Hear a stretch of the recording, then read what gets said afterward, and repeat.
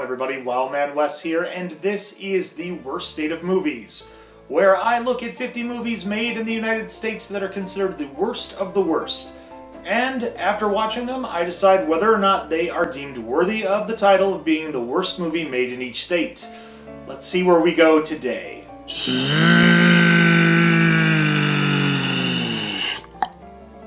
We now travel to the state of Pennsylvania, home of Rocky Balboa, Philly cheesesteaks, and George A. Romero. The third of that on the list, I have to specify because today's movie deals with horror and psychological thrillers. It's not made by George A. Romero, but I have to preface this. There are many movies made by a lot of the greats, such as Romero, Wes Craven, Sean Cunningham, Tobe Hooper, John Carpenter, Sam Raimi. The list goes on and on. But there is one director who has made a lot of movies in the genre that are very convoluted and very questionable. That is none other than M. Night Shyamalan. For today's movie, we are going to be talking about 2006's Lady in the Water. This movie is about a superintendent at an apartment complex named Cleveland Heap who is really down on his luck, just feeling like has no purpose, apart from a speech impediment. But that's beside the point. He starts getting a lot of grief from the tenants as well as some of the people involved with the maintenance around the apartment, such as the pool, having a lot of gunk in it, and he's not really sure what's going on, especially when the pool's not supposed to be in use at certain hours. One night he hears a little bit of thrashing outside in the pool. He goes to investigate and gets pulled in. He wakes up in his room with a young woman named Story who doesn't want to go back outside. She's very scared. Once he calms her down, he takes her outside and a monster is lurking out there. And he has to take her back into the building to keep her safe. As Heap is helping Story get her wits about her, he also has to deal with the fact that there's a lot of island of misfit tenants in the building. There's stoners, drinkers, people that are just antisocial, meatheads, you name it, the sky's the limit with this group. And he hears a word called Narf. He brings it up to one of the tenants' mothers, and she is a very old lady that knows stories of Narf being a sea nymph. And when Heap goes to talk to Story about this, she realizes that she truly is a being that is not human and has a higher purpose that needs to find a vessel to bring forth the chosen one, this giant eagle, to come and take her into the universe. And they have to find a band of people to come together to save her from not only this thing called I believe it's the Scrunt, the monster that is lurking amongst the ground, but also the Tartunics, these three beings that aren't necessarily human, but more like evil monkeys.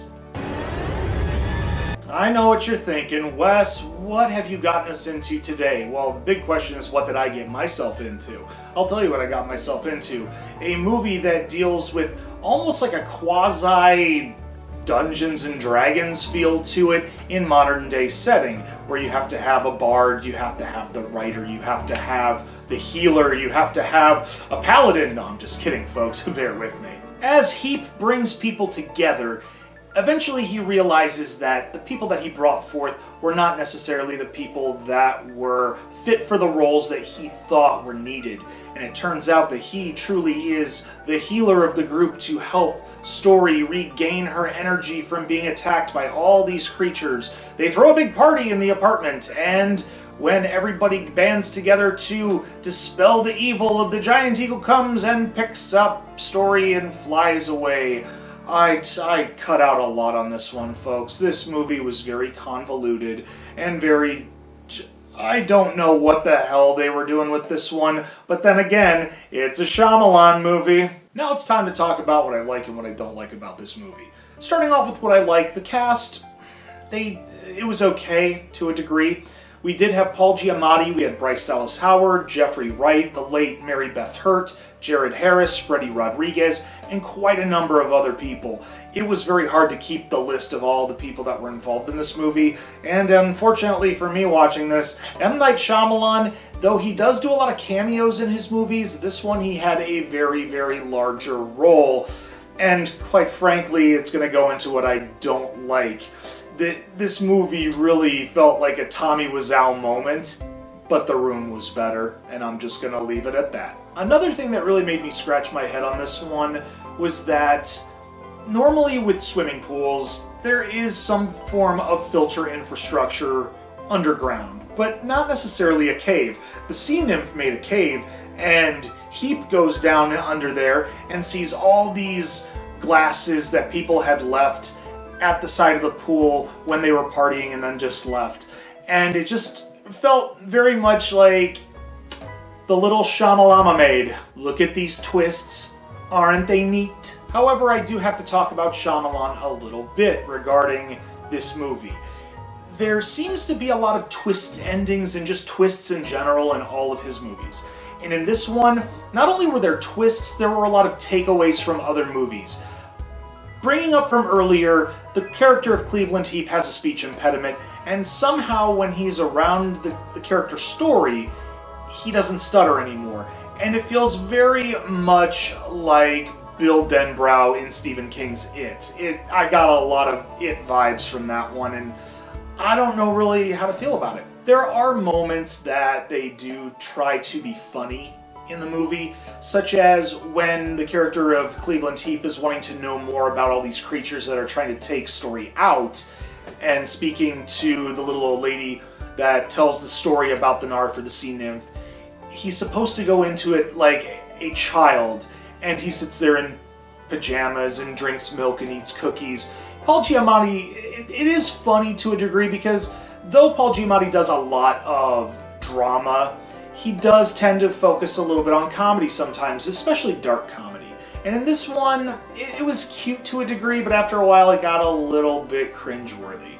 There is one character that I'm glad got it near the end, named Farber, who comes through town as a film and arts reviewer. He is very dry and droll and just doesn't really have anything positive to say to anybody. And whenever Heap asks him what he's writing about, he sits there and just dogs everything. And when he gets approached by one of the demons, he breaks the fourth wall in a way by saying, "This isn't real," or "I'm going to slowly turn my back and run and close the door, and within the hair inch of the door closing, the demon won't get through." Well, that doesn't really happen, and he ends up dead. When I brought up the fact of all these twists in Shyamalan's movies, in this one it's not necessarily just twists and turns and all the different surprise shock jump endings and whatnot. This one, the rules kept changing in the plot, and it just felt really, I can't say the word unfair, it just felt so awkward, because at that point you're just sitting there going, okay, so the rules applied, are they going to successfully dispel the evil, or is it just going to keep going like evil never dies? What are you doing here, M. Night? What are you doing? Well, I'll tell you what he did. He did win 2 Razzies for Worst Director and Worst Supporting Actor for this movie. And one of the phrases from Farber in this movie is, "Nothing original left in the world." And in this situation, it just feels like a carbon copy of a lot of the other movies he did, whether it be The Village, whether it be, Signs, whether it be, oh man, so many. I'm not even going to get into it. The fact of the matter is, I watched this movie to review the night after I came home from hernia surgery. I couldn't have any beer, so I sit before you very uncomfortable and very, very much in pain. And having to watch this movie, oh man, there's not enough pain pills in the world that could have gotten me to like this. Lady in the water.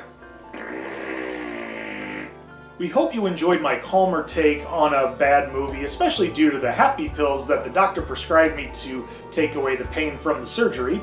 If you've seen this movie and agree with me, leave a thumbs up. If not, I totally understand. Sometimes somebody's cup of tea is not somebody's can of Red Bull. Apart from that, we hope you share on social media, but most importantly, hit that subscribe button. Until then, I'm Wildman Wes, and we will see you next time on The Worst State of Movies. Take care, and no more twist endings.